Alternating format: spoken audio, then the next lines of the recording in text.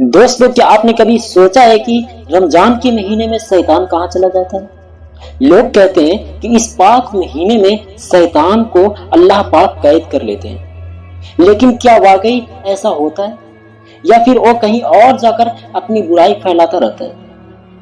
आज की कहानी में हम आपको एक ऐसे शख्स की दास्तान सुनाएंगे जिसने रमजान के दौरान कुछ ऐसा देखा जिसे देखकर उनकी रूह कांप गई।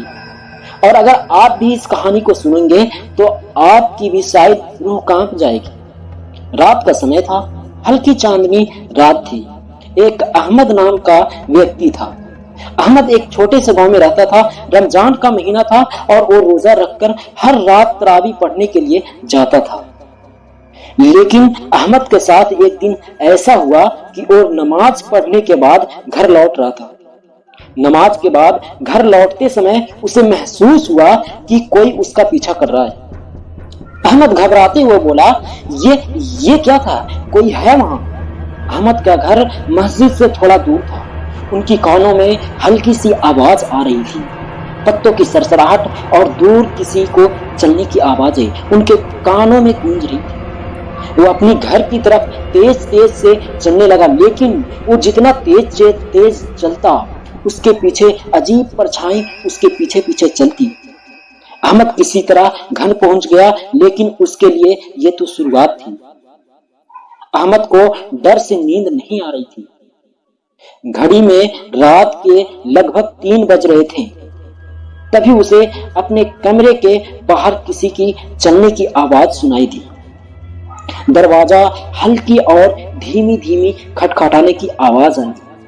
अहमद हिम्मत जुटाकर बोला, कौन है वहां? इस वक्त दरवाजा कौन खटखटा रहा है?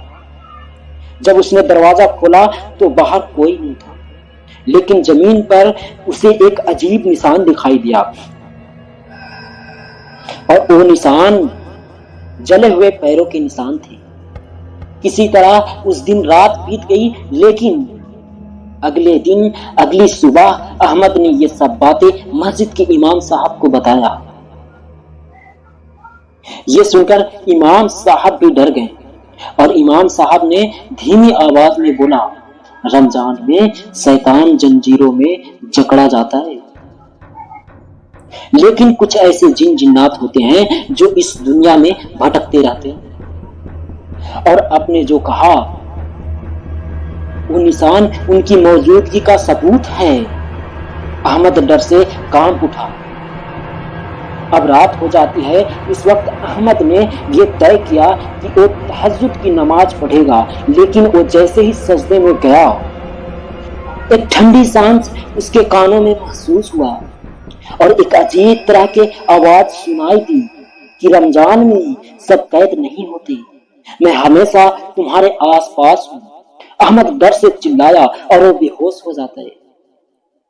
जहां तक के हमें पता है, लोग कहते हैं कि रमजान में शैतान को कैद कर लिया जाता है, लेकिन कुछ बुरी रूहें अभी भी भटकती है।